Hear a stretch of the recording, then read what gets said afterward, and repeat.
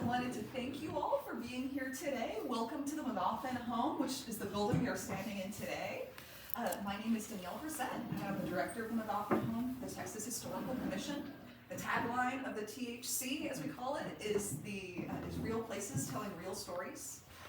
And so for this month, we've really focused on the story of the Sisters of Loretto, who are amazing educators who help to shape the face of education and also faith in this community. And it's a particularly wonderful month for that because March is Women's History Month. We offer lectures like this on the third Wednesday of every month. They're always free, and they're always on a historical topic. So this month we have the Sisters of Loretto. Next month we'll be focused on El Paso before 1850. And the month after that, we'll have an elder from the Pito community coming to speak with us about the Pito people. And so we've got a really interesting selection of stories and history talks. If you are not a recipient of our newsletter, I'm going to pass this around. Please sign up or pass it to a friend. That way you can hear about these talks and other things in advance. And with that housekeeping finished, I would like to introduce my friend, Eva Ross. Eva is a native El Pasoan who received her education from the Sisters of Loretto at St. Patrick's Elementary and also at Loretto Academy. Eva came into my life here at the Magoffin home as a volunteer archivist. Allow me to. Here we go. So this is how I get to see her most often, working in the Magoffin home, helping me preserve our historic documents. She's also spending a significant amount of time working with the Loretto Academy at the moment, which is how we came up with the idea of this topic. As you can see, Ms. Ross has been an advocate for women's history and El Paso history for many years. She majored in history at UTEP and has spent 35 years focused on the topic of women's history and our contributions. If you have ever drawn a picture from the El Paso Women's History Coloring Book, Volumes 1 or Volumes 2, of which Magoffins are members, Mrs. Ross contributed significantly to that. She has a 29-year teaching career from Isleta Independent School District. She was a teacher and also an administrator, vice principal at Riverside High School. And she wrote a grant to increase gender equity in the school district's vocational programs, which is something that echoes in its impact. In retirement, Mrs. Ross is focused on volunteering, primarily in libraries and archives, for which I'm incredibly grateful. And she is regularly here and is one of the people who would also encourage the rest of you. If you're interested in volunteering, please speak to Mrs. Ross or my friend over here, Ms. Garza. And without further ado, let's learn about the history of the Sisters of Loretto at the foot of the cross.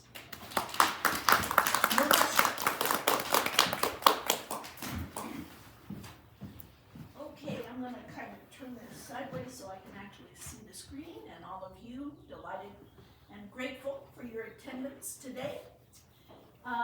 Let's go with that first slide, and I picked this image as a representative thing for the beginning of the talk.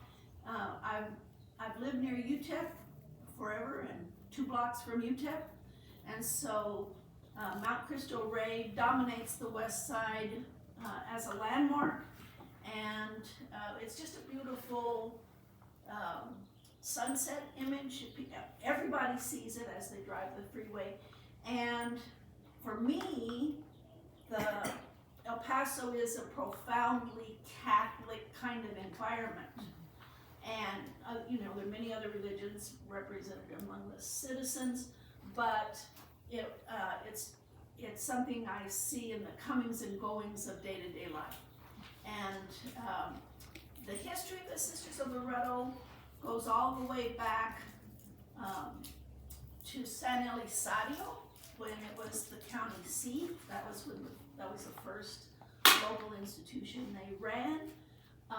And the Mission Trails has got massive support from the Texas Historical Commission. But the Sisters of Loretto had their beginning with a combination of the work of this priest, Father Charles Nerix. The mother house of the order is Nerix, Kentucky. It has its own postal zip code because there's so many people in that facility. And it's near the Maker's Mark brewery. Oh, yeah. And where podcasters go to encourage you to enjoy Maker's Mark. Yes. And I've been to the Maker's Mark place myself because I got to accompany and chaperone some students who worked at the Mother House. Anyway, Father Narings was caught up in the chaos of Europe around Napoleonic times, and he got out of there and went to Baltimore. And Baltimore is a major Catholic center, a lot of research facilities in that city, and a deep presence in the community over time. Anyway, from Baltimore, he went off to Kentucky, which was the west, the frontier. And actually the modern interpretation of the sisters now, you know, the way people talk about the order and the way people think about the order is influenced a lot by bouncing off of other historians and bouncing off of the society. So these three women, Mary Rhodes, Anne Havard, and Christine Smart, wanted to do a life of educating frontier kids, and they are regarded as very much equally important in the history as you know, the hierarchy of the priests and the Pope and all of that stuff. Anyway, the focus of the order has been the education of West, so let's move on to another key person. This is an Irish lass. Her name is Susan Carty, and it was, I'm so glad to have a picture of her fancied up with her hair curled and all of that stuff. There's an extensive biography of her on Wikipedia. There's a local librarian, Susan Barnum, and she and I work hard at putting El Paso women's history on Wikipedia because it's where so many people go for quick and easy access. So Susan Carty looked like this. She lived in Ireland. She came to the St. Louis area. She chose to be a nun in the Sisters of Loretto, and she became the highest ranking nun, the Mother General. She had great leadership ability and intellectual prowess. And so first she had a short term, and then she was so talented, they said, please keep doing it until you're worn out, kind of like. And so she was for a 12-year period. And it's after that 1922 time that she arrived in El Paso. But she had actually been in the area for a part of her training. She was asthmatic. And so she was, like many people, they were sent to the West for health reasons. So some of her novitiate time was up in the Denver area, but her early teaching time was at the Loretto Academy in Las Cruces. And there's a place called the Loretto Center now, the Las Cruces Public Schools building, the administration building, is at that center. And there's actually a statue that's on that plaza. Anyway, this was the building, and it's kind of like an advertising postcard that someone advertised, hey, please come. This, I think it says Sister Mary Vestina. And it was a boarding school, and New Mexico was not even a state at the time of this education. So it was very much out there in the, you know, in the rough and tumble frontier. Praxedes knew how to integrate herself and pull on the best aspects of the people in the community. And the St. Genevieve's Church is one of the main churches in Las Cruces. She did a lot of fundraising to help preserve that parish church too. Many of the people at that church were probably sending their daughters to the campus. So there's a huge collection, a presentation, very formal and elaborate, on the New Mexico State Library website about these buildings and all of the work of the nuns in the Las Cruces area. But we need to get down to El Paso. So here we come with Father Pinto. And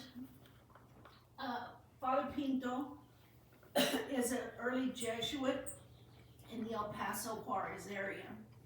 And the Jesuit order runs Sacred Heart, which is an absolute El Paso icon, at the gateway to the bridge.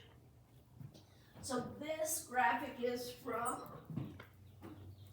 Janine Young. We have major historians.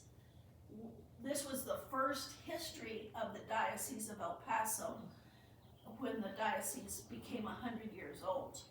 And a wonderful woman, Janine Young, was working for the diocese, and she has massive journalistic and fundraising skills. And so there are many more details about any part of other churches and the whole diocese that stretches east to Pecos and into down to Marfa and those kinds of places. Anyway, back to Father Pinto. He was just, I'm going to establish churches and I'm going to get it done somehow, and if I have to adjust and we can figure out how to get churches into this neighborhood. And so Sacred Heart was needed on this side of the bridge, and actually the Sacred Heart Elementary School was built before Sacred Heart Church, which is, there's a lot of fundraising going on to try to preserve Sacred Heart, which is the church, which is over 125 years old. Okay, I want to go over here a minute to this poster board, I guess. Can you see that okay? It's at 610 South Oregon Street, and there's actually a picture of the first floor of the building. That's the first building that was on the property. And you can see that it's kind of running over with potential students. They're standing in the windows. There were just a lot of educational need in that neighborhood. And Bishop Schuler and Pinto recruited the Sisters of Loretto because of their reputation as educators. There's other alums and other information on the poster board. I'm going to talk about Cleophas, but I think I want to mention the picture of the two nuns at the very bottom. Sister Justine and Sister Clementia Rogner.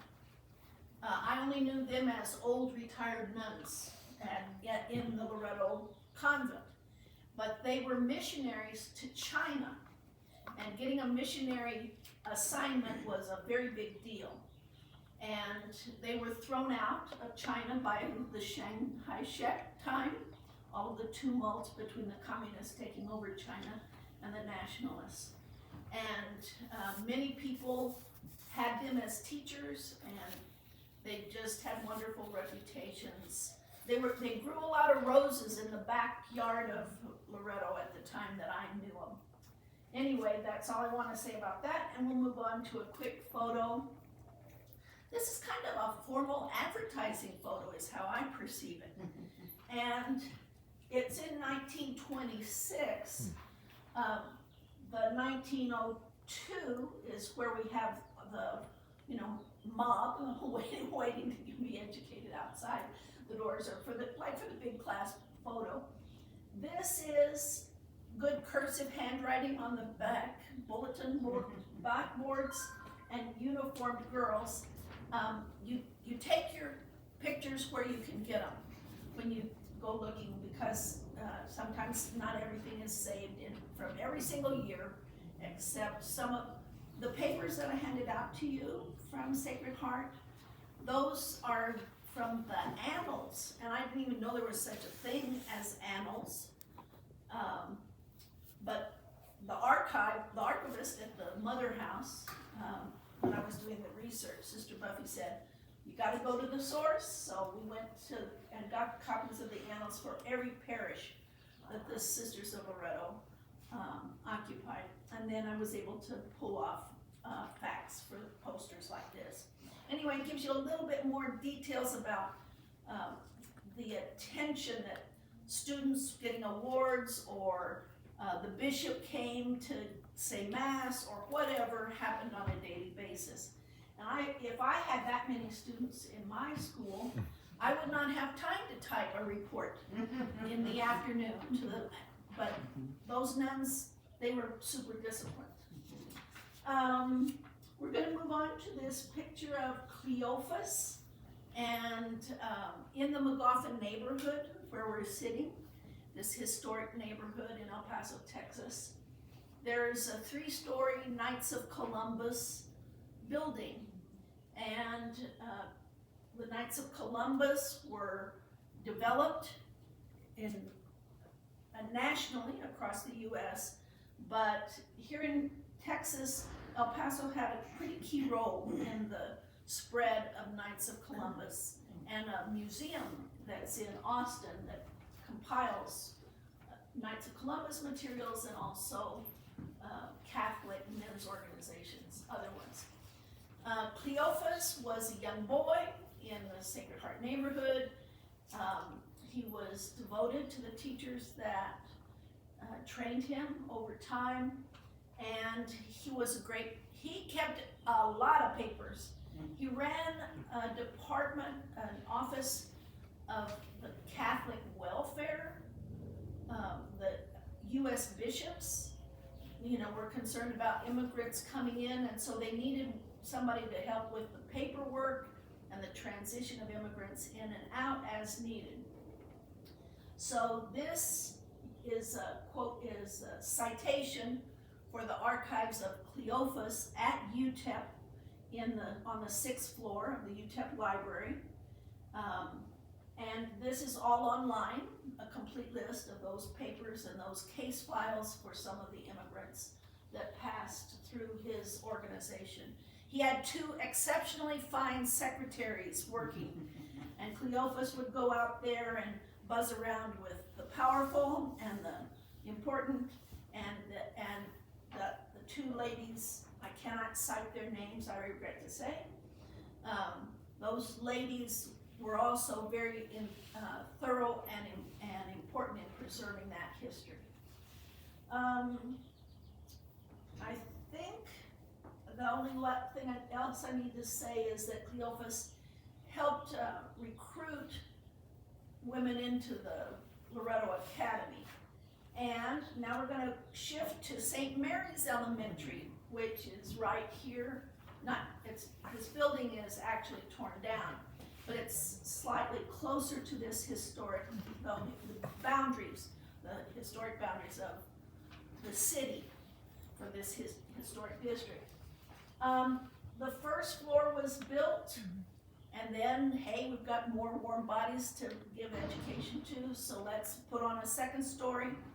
Mr. Morgan was the contractor. This building was torn down, and down the street here on Magoffin, there are some very beautiful modern apartments that the city used to revitalize this neighborhood economically. And one of the things Danielle found out was that actually La Fe, which is a prominent nonprofit in the Segundo barrio, it has other housing in the Segundo, but I didn't know that this particular set of apartments it helps underwrite the nonprofit and provide funds. Moving right along, we're going to see another nice picture of some grads of St. Mary's, male and female. This might be a Casa Sola photo, but I can't verify that for you. But it just shows you, they had a system, and they had a musical education system. They had a grammatical system of diagramming sentences. I diagrammed sentences for about 8 years, and tell you what a past participle and to whom it may concern.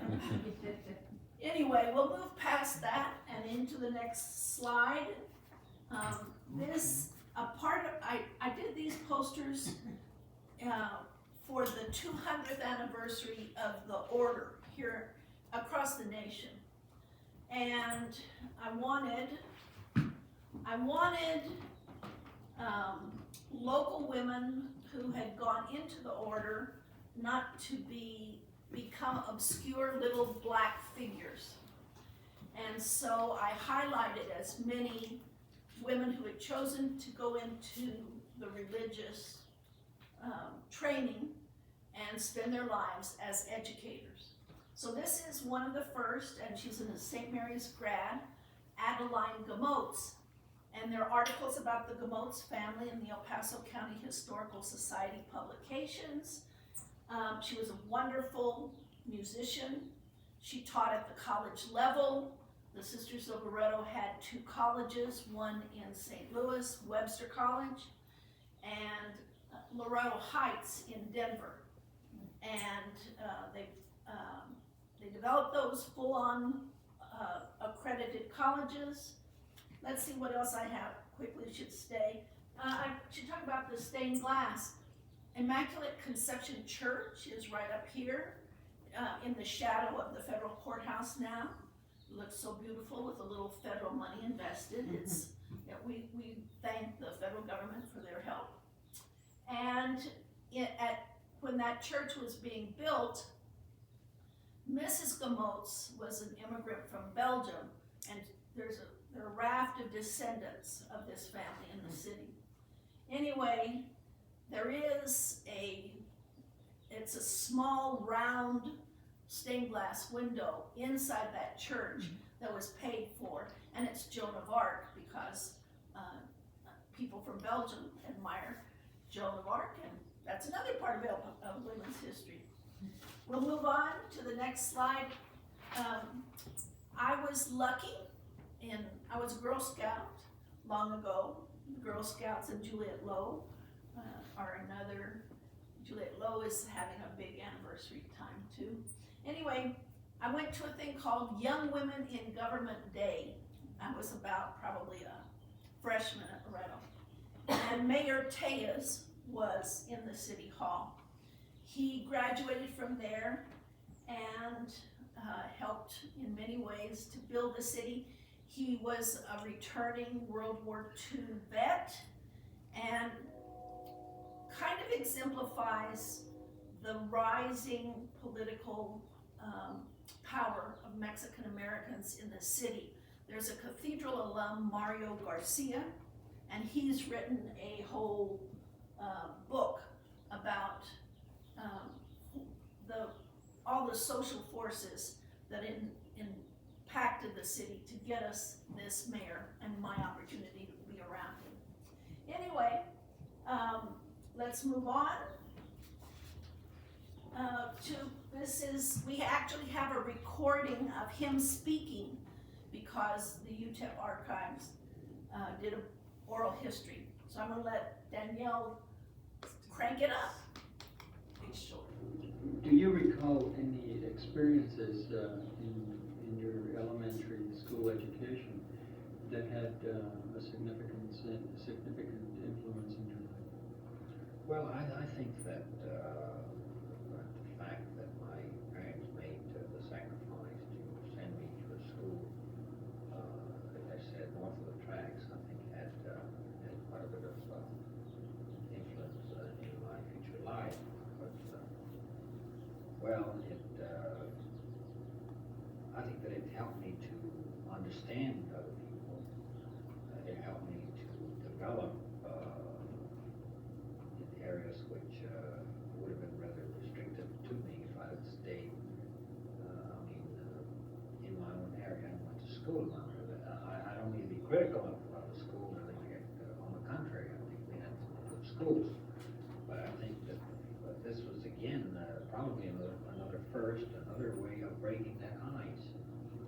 To have the opportunity to associate with those people that possibly were maybe. Okay, so in-person voice from the grave, potentially. Who knows? Do you recall? I want to focus on another St. Mary's grad who is Tia, the nickname for Octavia Glasgow, the woman who lived in this house. She was born in a room over there, and she died in a room over there. So she's pretty important to this facility and to El Paso history. And this is a nice picture of her. I'd say she's about 13 in that photo at the front door, right there. And she grew up, had really artistic soul, and she was a teacher at Bowie. And one of her students happened to be Manuel Acosta, another veteran of World War II, and someone who is a treasure to this city. There's a Loretto alum, Susie Agnano, and Susie wrote a PhD about Manuel Acosta.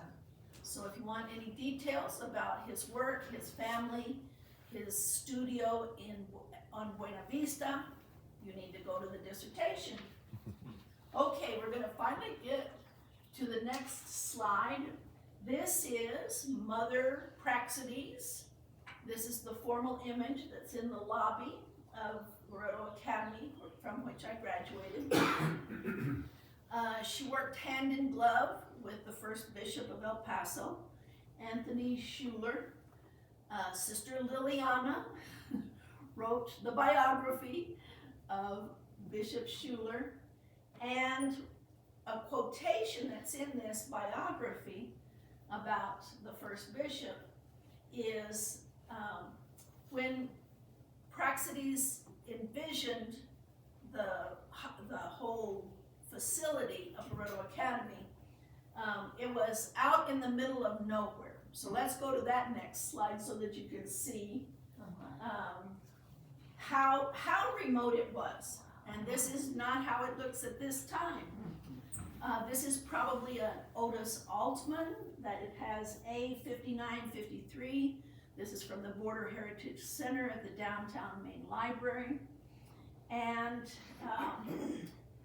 some of the students rode horses to this facility, and there wasn't a ton of public transportation. It was an effort to get to this building, but it's on a prime piece of property that gets it a little bit of a panoramic view. And the next photo also shows some of the things that had needed to be done to recruit. There's always this pipeline of students that the Catholic Church is working to promote education, and there were students who had come from San Eli, and then they got pulled to the downtown St. Joseph's Academy, and then St. Joseph's Academy downtown was in the way of the freeway, and so those students ended up going to Loretto, that we just saw out there in the middle of nowhere. And this is a document from 1923 that's all in Spanish. It's a basic identifying pamphlet about the cost for the dormitories, for the food, the tuition, the rules. There's always a lot of rules in these places. But if you're up to it, you too can enroll at Loretto School for Girls. So this is this is a postcard, and it has Praxedes Hall, which I guess is, I don't know, it depends on the viewing audience, it's on the right. The public audience, it's on the left. And Praxedes, Mother Praxedes, this is now called El Convento, and it used to house almost 100 nuns who went by taxi across the city to the schools. I carried in Sister Mary Lambert's little black briefcase. You would meet the taxi, and then it's, you know, you got to go into the school building early. That's what was the big advantage of that one. Anyway, the chapel is Trost is the architect for all of this. The chapel is incredibly beautiful, and it's fireproof, and the boiler still works to keep the heat going. They're working on air conditioning and HVAC this summer, but there's a tough old boiler in the basement. The drawings of Trost are at the Border Heritage in the vault. I'm gonna skip on to, this is a big event in 1924. This is the laying of the cornerstone, and you can see the bishop with his mitre at the center of it all, a well-placed and well-executed photo. And church officials, there were Boy Scouts involved, there was the Fort Bliss Band, and, wait, please go back one, sorry. You can see those are the nuns, the executives of the nuns, but they're hard to determine because of the habit. Nevertheless, at the archives of the order, there's a personnel folder for every nun, and you can find out anything you want to know going through those personnel folders. Let's go to the next slide. This is the same event, and what I want to talk about with this image is it shows, you know, that there was a body of students ready to be educated and enthused, and the colonnade between the convento and the chapel was under construction. There are a lot of other versions of this photo, and it shows the little old 1924 folk automobiles on the outside edge. But in August, when school starts, in some ways this event is recreated. Everybody from the kindergartners to the seniors is welcomed on the steps, and there's a formal blessing by the community and the president of the organization. And we'll talk about that person in just a little bit. I want to move next to talking about historian Sister Liliana Owens. She was a librarian at Loretto Academy, and the Sisters of Loretto believed in high levels of education. Liliana was one of the first people to get a PhD as a member of the order, and she was proud of it herself, and she wrote many books. She was affiliated with the Católica Revista, a Spanish language publication that had its headquarters in the Segundo Barrio. The Jesuits moved it down the river, not on the river, but from north to El Paso, to be closer to the source of publication and probably cheaper printing costs. And another thing Liliana was capable of doing was trying to modernize and adapt to the media that was desirable. So she used comic books. And there's another picture, Sister Jean Catherine Maggio, M-A-G-G-I-O, and she taught me in 7th grade at St. Pat's. But I didn't know that she had a sidelight as being a writer and maybe illustrator for comic books that the order published. So this is a general history. Loretto, the movement, the monument of Nerix. Okay, we're going to move on so that I don't need every minute of the time. I want to have questions and whatever interaction. This building, the Revista Católica building, is still there. It'd be nice to have a historic monument marker in front of it, but that's for somebody else to write a big long application and document everything that happened there.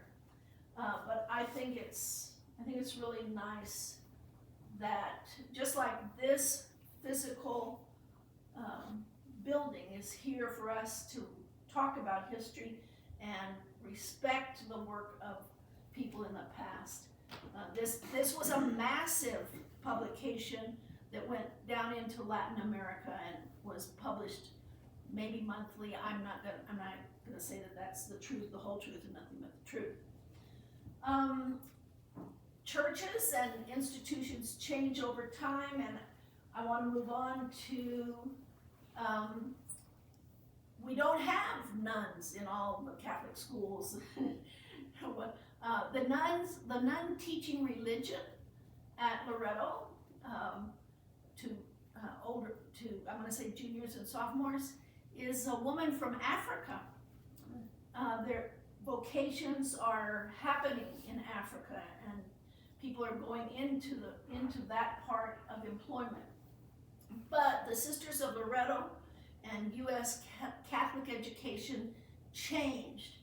And when I was at Loretto, it was the baby boom, and then Vatican II was very influential.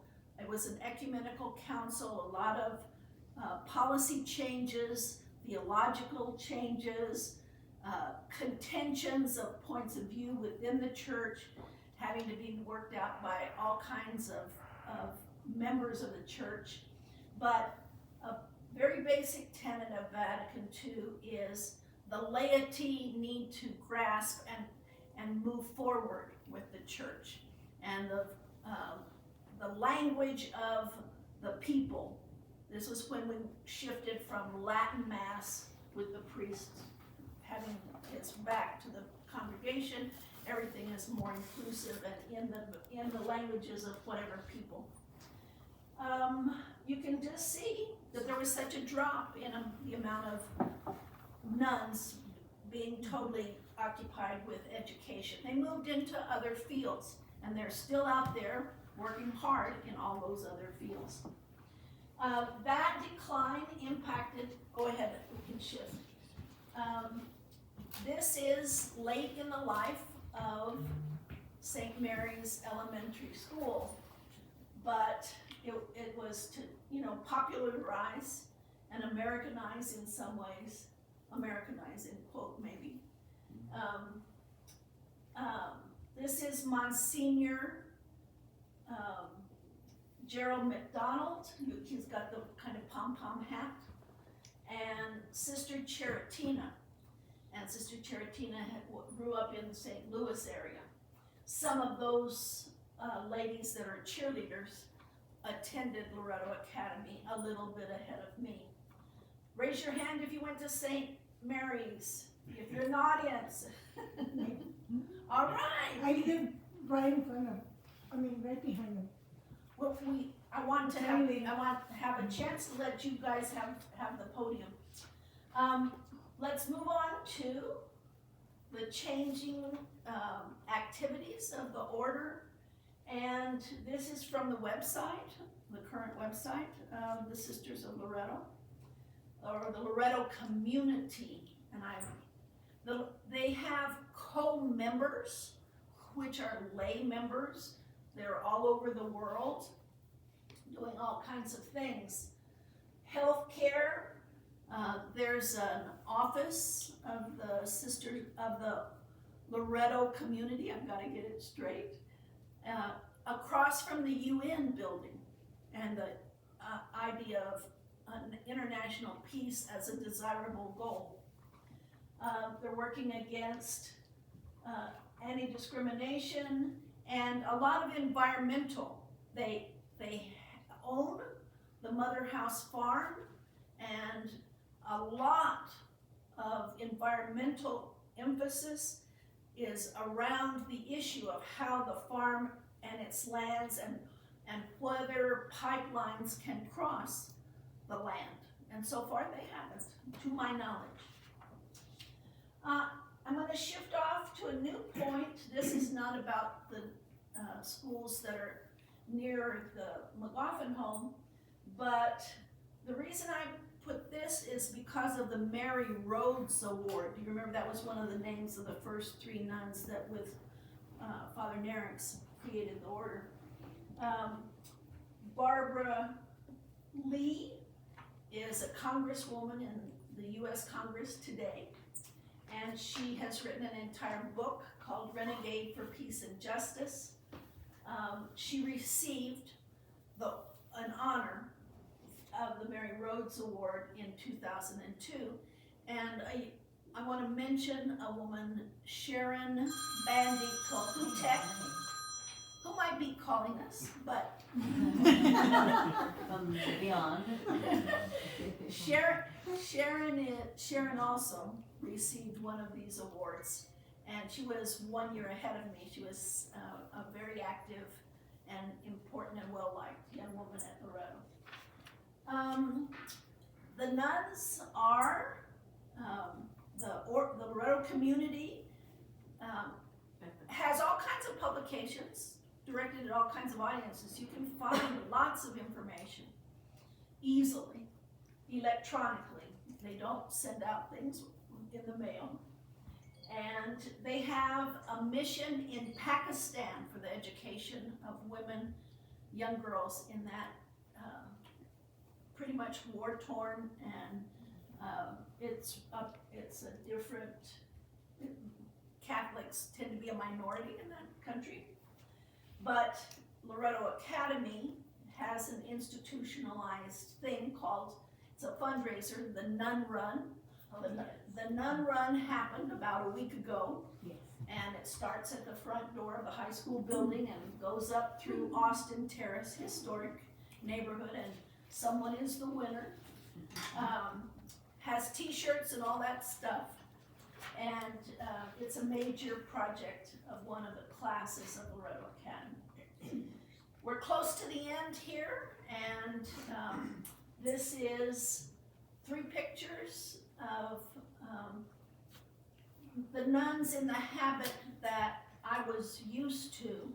The Loretto uniform changed while I was on the campus. It went from a gray and white and navy blue to the traditional red and gray and white blazers and pleated skirts. But these nuns, some of them I can name. Sister Eileen Custy is to the farthest edge, and Sister John Dennis taught me senior English, and I was kind of a uppity, opinionated student, and she just kind of looked at me from her height. You know, she was an uppity educated herself, and she was like, "You just wait. You too will get all that you deserve, good and bad." And I did. Sister Rita Louise, it was a piano teacher, and I want to point out especially this little nun, Sister Marie Claire. Sister Marie Claire was an orphan, and you know, she chose to go into the convent kind of at the end of her teenage years, and she was just a human dynamo in the library, and she loved I have a human dynamo, Sister Suzanne Antone, class of 1973, and I have an image of Suzanne and Sister Marie Claire creating like a art de triomphe for a dance in the Loretto Gymnasium, which was a big thing for us to have. All kinds of social skills were developed at Loretto dances. And the nuns would be in the back balcony looking down on, you know, enjoying being with their students. And there's intense relationship building that goes on within the Loretto community. I've seen not just superficial relationships, but profound, life-giving, intellectual, and spiritual. They are at the deathbed of the nuns. Well, if you're in the community, you're in from the beginning to the end. You signed up, and so you have a community. And I am very glad to have whatever role I have in that community. This is Sister Buffy Boson in the middle. Sister Buffy had a 20-year stretch as president of Loretto Academy. She came from Denver. She has background as a special ed teacher and as a social worker and as an activist. And she's now president, newly elected, of the Loretto community. And then the farthest picture is Nicole Cobb, the current president of the Loretto El Paso is one thing. President of the Loretto community is a whole different thing.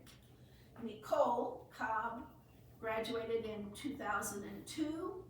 She has the gumption to agree to seek the president. She applied for the job and she got it. And she's working very hard and worrying about the HVAC.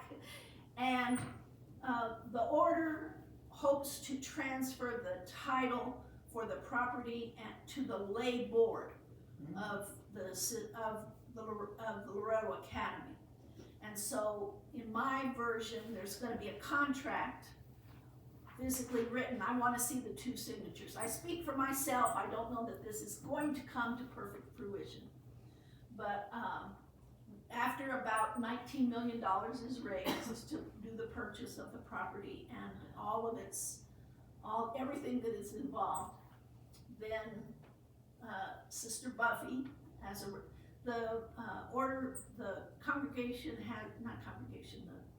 community, I'll get that right.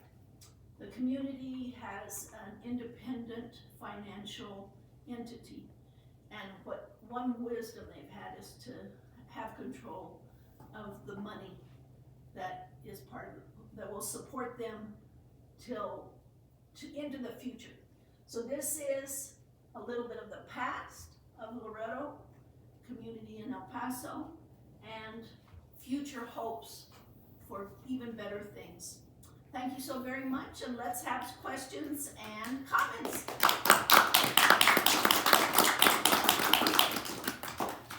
And let's have the St. Mary's people talk. Yes, step right up. Oh, You don't have to come up here, but you can if you want to. I'd be delighted. right here's fine. I'm Veronica. I'm a volunteer here at the Magoffin home, and I lived in the neighborhood in the 60s, early 60s through, I'd say mid 80s. But I lived at 911 Magoffin. My house isn't there anymore. But behind us, where you were talking about the apartments, was St. Mary's. And we played there when everybody would get out of school, because I went to San Jacinto, we didn't go to St. Mary's. And we would go through our backyard and we would go in. They had doors that opened to the alley, and they mostly use St. Mary's, mostly use the entrance by the alley and not the one on Myrtle. They had it locked, with a big fence. So we would play there, and on both sides, I'm assuming that it was the girls' side and the boys' side, I don't know that to be a fact. because we had boys' side and girls' side at San Jacinto. Back then they used to separate us. But the nuns would come and teach us, they were trying to get us ready for catechism, down at the Immaculate Conception. So my mother would send us, my sisters and me, to the classes there. They would have it, I don't know, I guess Saturdays. But they lived at the Annunciation House. All the nuns lived there, the ones that I knew. And that's all I remember. And I remember when they threw down the building, but that's all I have. Could you say a little bit about your time at St. Mary's? Not a lot that I remember, but the cafeteria was beautiful. It was tiled all the way to the ceiling. And so it was tiled all around, and it was in the basement, so we always go down the steps when it was our turn. And they served lunch, but you could also take your lunch. So, and they always gave us those little pints of, is it half a pint or half pint of milk? Half pints of milk, yeah. If you bought your lunch there, or you could just buy the milk by itself. I think it was 5 cents or 10 cents. And I was very active with the sports. So I played in volleyball, basketball. What year were you at St. Mary's? I graduated in '66. 1966, so, And Sister Justa was my 6th grade teacher. oh, I'm so glad that Sister Justa had an alum here. That's fantastic. Yes. There's a whole book about, Do you Sorry. Just go back to the front, sorry. we're looking for the Sister Justa picture. She was on that, one of the poster boards. It was on that poster over there. Oh, yeah. Oh, there it's she over It's there. over there. It's about, Sister Justa, it is, you know, she's kind of like a leprechaun person in the history of the neighborhood. She went to everything of her alum, you know, the students. She blessed babies. She just was everywhere. And she and Clementia, the book that was put together that describes the missionary work in China, they had to burn the records of their students. It's like the army's there, but burn the stuff so that our kids are not identifiable to anybody in that communist regime. And then they had to make their way back to the United States, and there's correspondence about go over here and the boat's coming one of these days, and perhaps in the middle of the night to get you out of there. So the nuns write their own history, and they write it. You can see that changing historic interpretation as the world around women across the globe. We're just in a major revolution, y'all, and just keeps on going. I'd like to, any questions or anybody else wish to have a moment to say something? That's my sister over there. All right, say your first name. Let's hear if you have all of your name. Ana Huerta Macias. Ana Huerta Macias. And Sister Chertina was our principal. But we used to call her Sister Cherry Bomb. Cherry Bomb. The next time I give a speech like this, I'll be sure I pick up that Yeah, detail. that was Sister Cherry Bomb. Why did you pick that? That was the boys. I think that's a nice way to potentially end, and let us just move around. Thank you so very much. Just a special round of applause to my friend Eva, who spent weeks and weeks and weeks working on I'd like to invite those of you in the room who showed up for a historical talk to come to another historical talk at the museum. This Saturday, we're going to be having Pat Taylor, the renowned Adobe expert and restoration person from Mesilla, New Mexico, coming. And he'll be speaking to us about his passion for this type of architecture. It'll be a lovely talk out in the courtyard, and you'll have a chance to meet the friends of the Magoffin home, the Casa Magoffin Compañeros. So thank you for joining us today. If you'd like to take a tour at 1 o'clock, please let us know at the front desk. And otherwise, have a great Wednesday. Thank you, everybody.